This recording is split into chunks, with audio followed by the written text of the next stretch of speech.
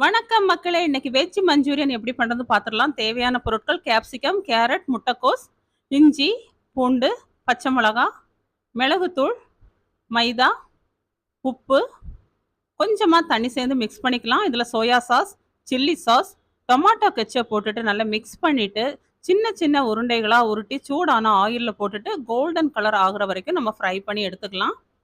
Fry பண்ணதுக்கு அப்புறமா ஒரு பேன்ல இஞ்சி, பூண்டு, பச்சை மிளகா, வெங்காயம் போட்டு வதக்கிடலாம். கொஞ்சமாக வதங்கினதுக்கப்புறம் கொஞ்சம் pepper powder, soya sauce, chilli sauce, tomato ketchup போட்டுட்டு வதக்கிட்டு கொஞ்சமாக வதக்கிட்டு கொஞ்சம் தண்ணி சேர்த்துக்கலாம். உங்களுக்கு அதிகமாக கிரேவி வேணும்னா கொஞ்சம் நிறைய தண்ணி சேர்த்துக்கோங்க.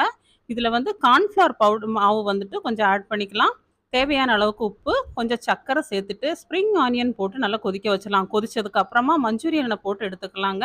இந்த வீடியோ உங்களுக்கு பிடிச்சிருந்ததுன்னா எனக்கு சப்ஸ்கிரைப் பண்ணி சப்போர்ட் பண்ணுங்கள். நன்றி.